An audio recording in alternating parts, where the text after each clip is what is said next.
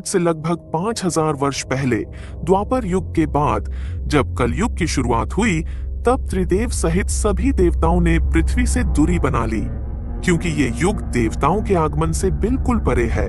सृष्टि के नियमानुसार इस युग में चमत्कार की कोई गुंजाइश नहीं, यानी कि सृष्टि के नियमानुसार कोई भी देवता कलयुग के कार्य में हस्तक्षेप नहीं कर सकता। जब तक कलयुग का शासन इस धरती पर है, तब तक कली को ये बिल्कुल भी पसंद नहीं कि कोई भी देवी देवता उसके कार्य में बाधा बने। चूंकि कली असुर होने के साथ साथ एक युग भी है, तो इसलिए सभी देवता विवश थे। किंतु कल युग के शुरुआत से पहले ही देवों के देव महादेव को ये आभास हो चुका था कि कल युग जितना पुराना होता जाएगा, उसकी शक्ति उतनी ही प्रबल होती चली जाएगी और वो समय से पहले ही विनाश लीला की शुरुआत कर देगा। इसलिए महादेव ने कलयुग का संतुलन बनाए रखने के लिए पृथ्वी से जाते जाते महाबली हनुमान जी को यह कार्य सौंप दिया।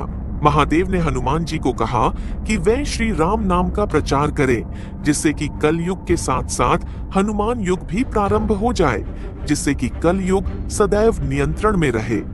इसके बाद हनुमान जी धरती में आकर अलग अलग वेशभूषा में श्री राम के नाम का प्रचार करने लगे।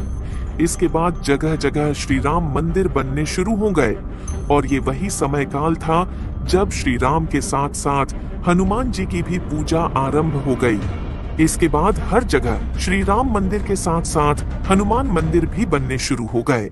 पर हनुमान जी खुद का मंदिर बनता देख बेहद निराश हो गए, क्योंकि वे चाहते थे कि हर जगह श्री राम की मंदिर बने, ना कि उनकी। क्योंकि हनुमान जी खुद को सिर्फ श्री राम का सेवक ही मानते थे, वे भगवान बनने के बिल्कुल भी इच्छुक नहीं थे। और जब हनुमान युग की शुरुआत होने लगी, तब यह बात कलयुग को पता चली। फिर कलयुग गुस्से में पागल हो गया और उससे रहा न गया। फिर उसने हर बार मंदिरों और मंदिरों के आसपास रहने वाले लोगों में पाप फैलाने की तमाम कोशिश की, पर वो हर बार नाकाम होता गया।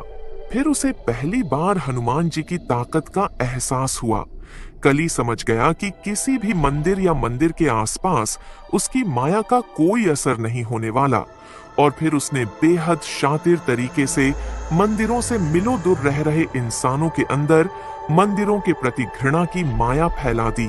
और फिर कलयुग की माया में फंसकर लोग मंदिरों के प्रति काफी हिंसक हो गए।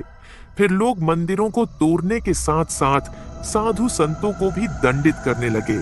इंसान एक दूसरे के दुश्मन बनने लगे।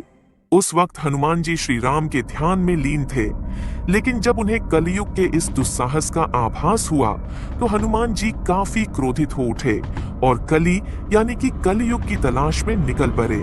और उन्होंने आकाश, पाताल, जंगल, हर जगह कलयुग को ढूंढा। फिर इतने खोज के बाद आखिरकार दोनों आमने सामने आ ही गए। हनुमान जी को सामने देख कलयुग घबरा गया।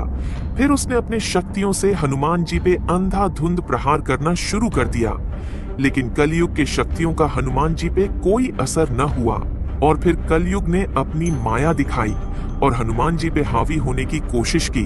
कुछ देर तक हनुमान जी कलयुग के इस ताकतवर माया जाल में उलझे रहे, लेकिन कुछ क्षण के बाद कलयुग का ये बिछाया हुआ माया जाल भी टूट गया। फिर हनुमान जी ने श्री राम का नाम लेते हुए कलयुग को वहीं धूल चटा दी और कलयुग को युद्ध में हराया। लेकिन कलयुग को समाप्त नहीं कर पाए, क्योंकि कलयुग सिर्फ एक दैत्य नहीं बल्कि एक युग भी है, जिसे समय से पहले समाप्त नहीं किया जा सकता।